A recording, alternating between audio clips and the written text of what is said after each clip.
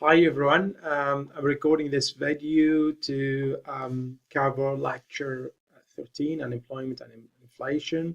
Um, what we will discuss today is how to calculate unemployment. First, how to define unemployment, and then how to calculate unemployment rate, what different types of unemployment, and then we'll move to look at inflation, what is inflation, and then how we measure inflation, etc. So let's move to the first topic today, which is unemployment. So the first thing we need to learn today is why unemployment is a problem. Unemployment is a problem because if I ask every one of you about their plans after they finish their degree, well, will they be looking for jobs? Well, let's see what kind of market out there. So what we have, many people wanted jobs. They want to find jobs, but they can't find jobs. So some of them even have given up looking for a full-time job and they start taking part-time jobs.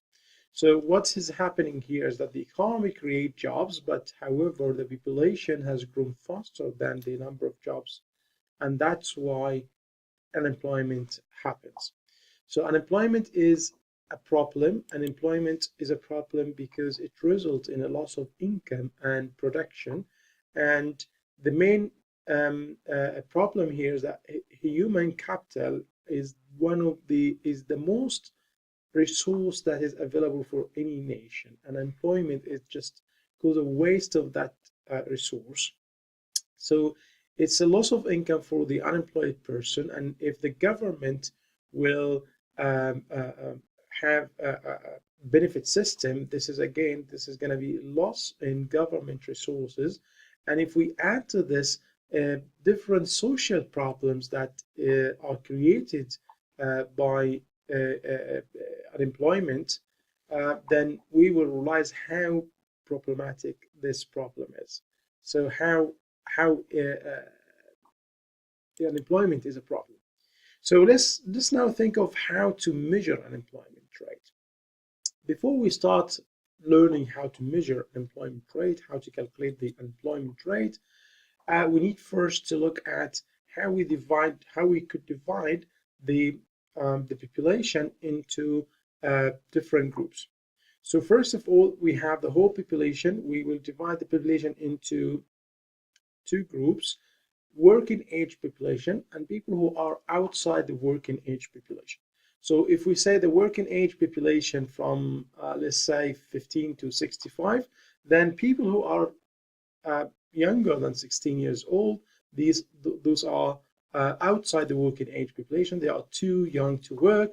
Also, people who are older than 65, they outside the working age population. So now we have the entire population divided into two groups: working age population and people who are outside the working age population.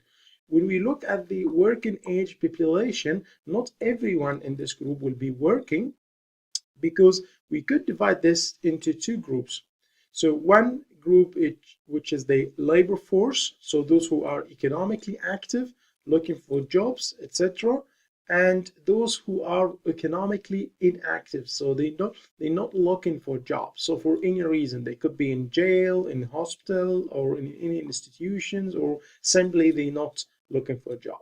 Okay, they're not willing to take a job, or they're not able to take a job. So anyway, so in that case, we could look at the working age population as two groups: the labor force, which we could call these are the economically active population, and people who are outside the labor force, who are not economically active, and these are the two groups that we can look at when we look at the working age population.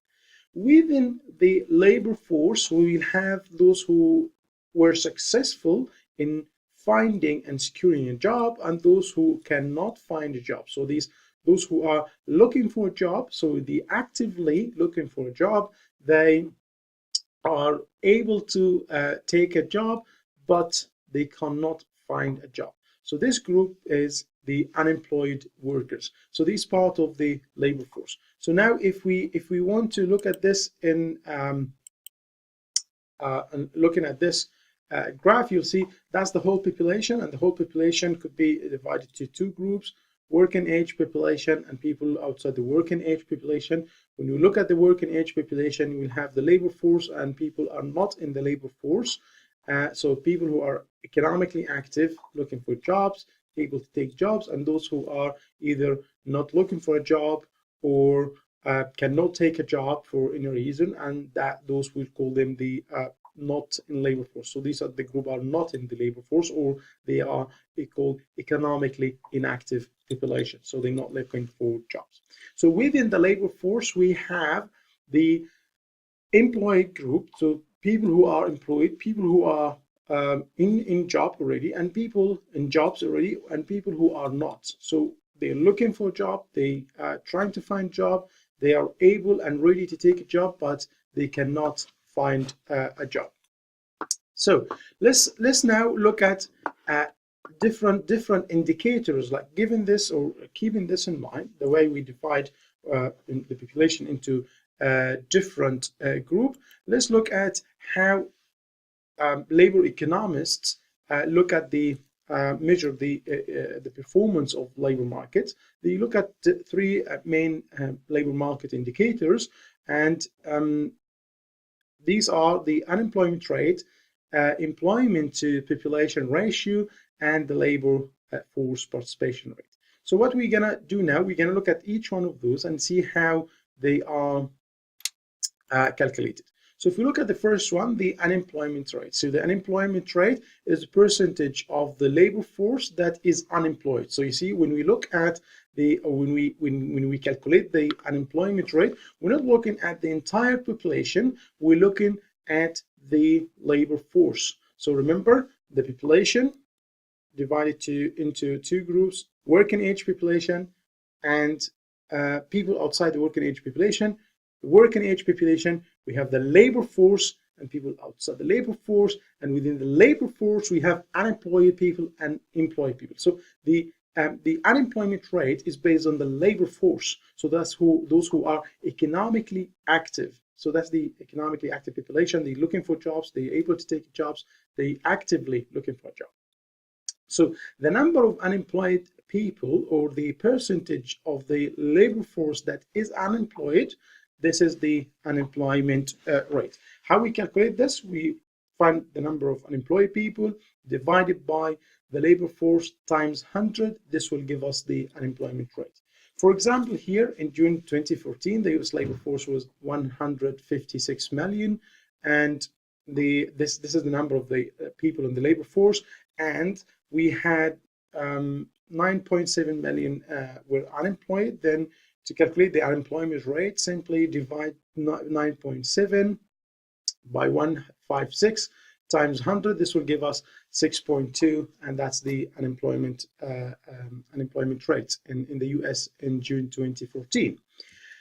The unemployment rate increases in a recession, and we'll see this when we look at different statistics. So for example, here what we see now is the unemployment rate. So this is people who are 16 plus or above 16 years old, and as you can see here now, you will see the unemployment rate is something like goes up and down depending on where we are in the economic in the business cycle. Very important. By the way, this data comes from the Office for National Statistics, just in case if you would like to find more data about unemployment rate. And this data cover from 1974 till 2014. And the interesting thing here, just look at the how we measure unemployment here. These are the percent of all. These are percent of all economically active. Economically active, which we call the labor force. So this is compared to the labor force. So if we look more closely to different data from the UK, this is a monthly unemployment rate, and again it comes from the same source, the Office for National Statistics. You'll see how unemployment rate has a trend like going down here. So it's well, actually it's doing better. So it's here from December to February 2015 was less than 6%. Also, we could use this to make a comparison between different or the labor market performance in different countries.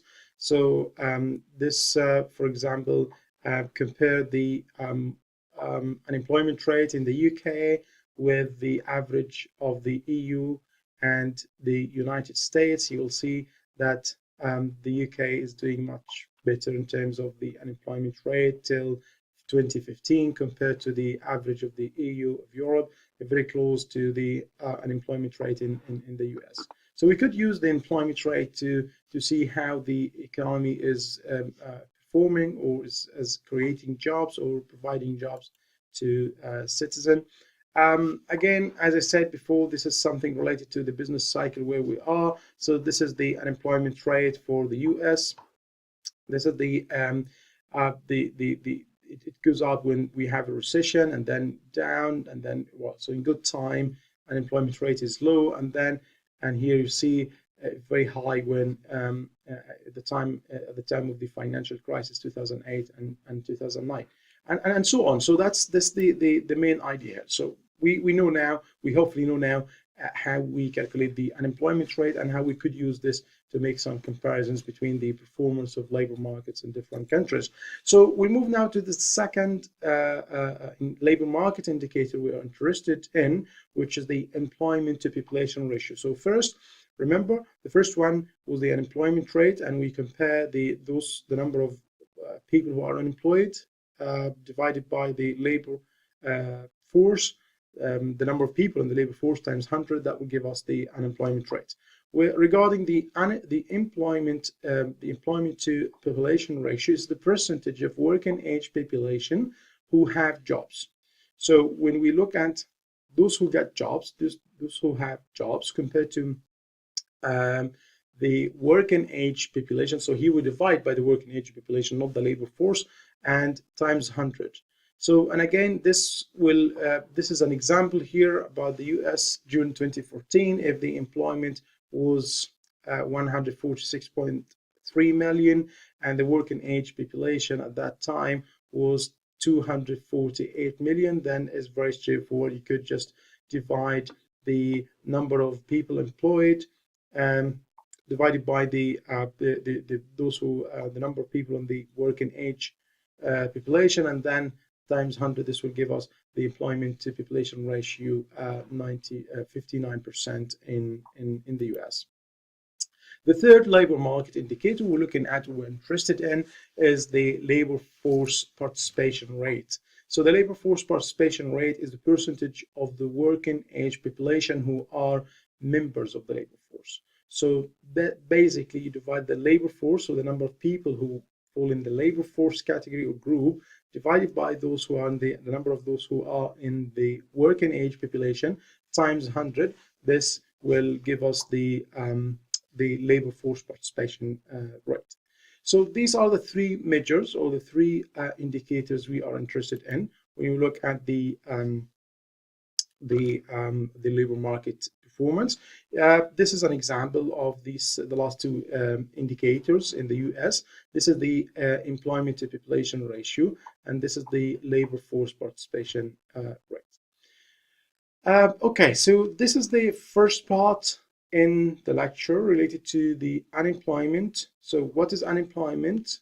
How to measure unemployment, or what are the different indicators that we look at or labor economists look at when they try and make a judgment about the performance of any labor market. So we look at the, as we said, the unemployment rate. Let's go back to show you this. So let's the unemployment rate. We look at the employment to population ratio, and finally we look at the labor force participation rate.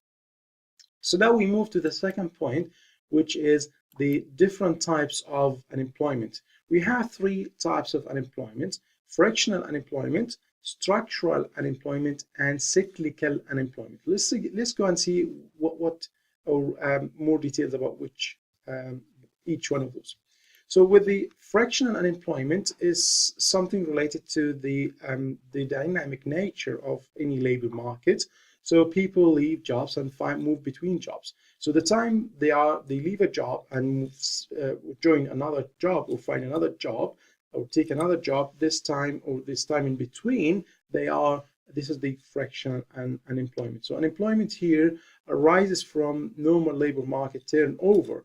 So creation and destruction of jobs require some time or people to find to move between jobs or from one job to another, and between these two they are unemployed, and it could be related to imperfect information, something that we didn't know about the new jobs, and then you need to find a job. So that time that you spend looking for another job because you left your job, then that means you're in this. So it could be between two jobs. So it could be something healthy, means that the economy is growing, there are more jobs extraction, jobs creation, and people are very dynamic, moving between one job to another.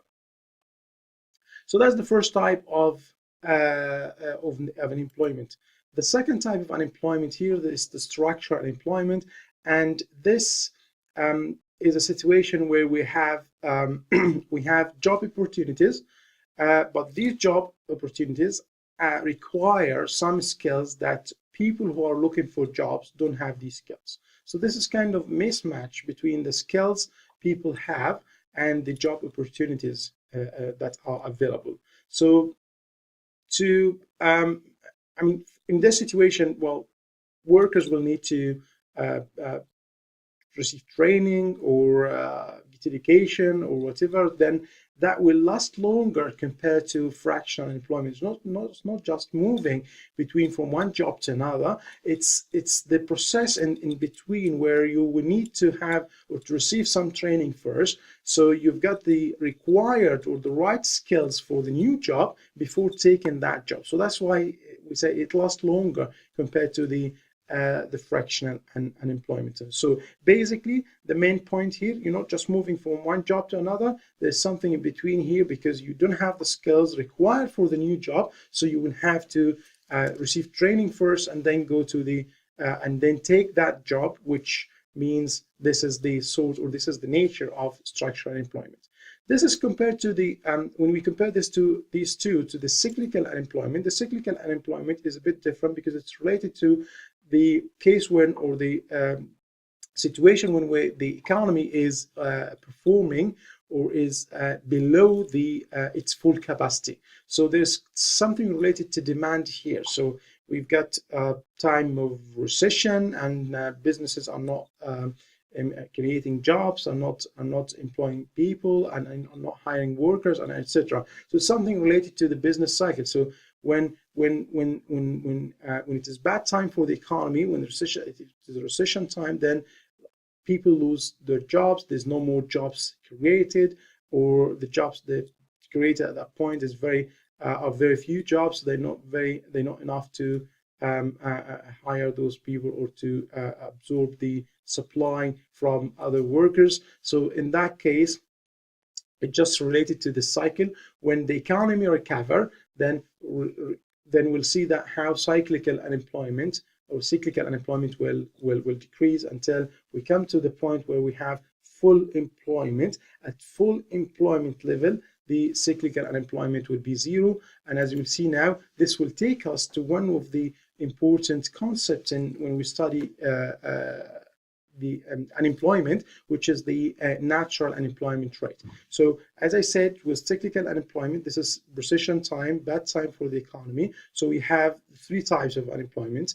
We have fractional, structural, and cyclical unemployment at the same time. And then when you go back, the economy recover now, going to peak time now to full employment, then we'll have natural unemployment rate. The natural unemployment rate here include the first two types of unemployment, which is the fractional and the structural unemployment, and cyclical unemployment will be zero because now it's a good time, and businesses or investors are very optimistic about the health of the economy, and that's why they creating more jobs and they hire more people. So that's very important to understand. So the three types of unemployment, The fractional is just moving between jobs. Structural, you're still moving between jobs, but you still have you need time because you don't have the required skills for the new job. So it lasts longer than the fractional unemployment. And the last one, which is the cyclical unemployment, which is associated with the business cycle. And when we have recession, it is very high. And then when you go back, when the economy recover and go back to the full employment level, that means the cyclical unemployment will be zero, and the unemployment we'll have at that time will be the fractional and the structural unemployment, and again zero cyclical unemployment at peak time or the full employment time. So that will take us to the full employment. So the full employment concept here means that when all resources are fully employed, and this means that the economy is operating at its capacity. So that's the best we can do, and we'll see later how this is related to the potential GDP. So then how the economy is achieving its potential and is doing the best they could do. So the natural unemployment rate, remember, so that's the unemployment rate that we see at full employment. This is something is not fixed over time. It's something change over time. It's influenced by different factors. For example, when we have the demographic change, or when we have more people entering the working age population. So remember when we divided the population into two groups. So now we have more people coming to the entering this working age population, or we can have if we have a new benefit system, and etc. So this will affect this division, look at the number of people in each one of those group, and ultimately and eventually will affect the natural unemployment rate. So as we said before, so the unemployment is something connected or associated with the business cycle, and this will take us to one of the important concept, as I said, the potential GDP. So remember, the potential GDP, that is when the economy is doing or is performing at its capacity, so it's full capacity. So everything or everyone is employed. This is peak time, good time for businesses. Everyone is happy. Everyone is optimistic about the performance of the economy, and etc. We'll see this in the next lecture when we talk about economic growth. What determines potential GDP, what determines this full capacity of the economy, and how to even expand this to achieve economic growth. So we'll say the economy grows. So we'll see this later. We'll come back to this to talk about this more later. So what we see here is it shows you, this is an example from the US, and what we see here, this is the unemployment rate, and the top section of this graph we have the output gap. So output gap is how far we are from that full capacity. So when we have a high employed, when that gap is large, when we are far away, when we perform below the full capacity, you will see this is large output gap. It's associated with a very high unemployment rate. And when we're close to the full employment level, you see how the unemployment rate is declining, and is very low. So that's the main point in this. So that's what we need to know about unemployment. And as I said, this lecture will cover unemployment and inflation. So in the first part of the lecture, which we cover now, unemployment, we learn what is unemployment, how to calculate the unemployment rate, different labor market indicators, different types of unemployment, fractional, structural, and cyclical unemployment. We learn about the unemployment rate, the natural unemployment rate. We learn about the potential GDP, and we'll come back to this later when we talk about economic growth. We also learn about what it means when the economy is at full employment, which means all resources are fully employed. So next we'll talk about the inflation. So we'll define inflation. What is inflation? How we calculate the inflation rate, and different types of inflation. So that's the second part of this lecture.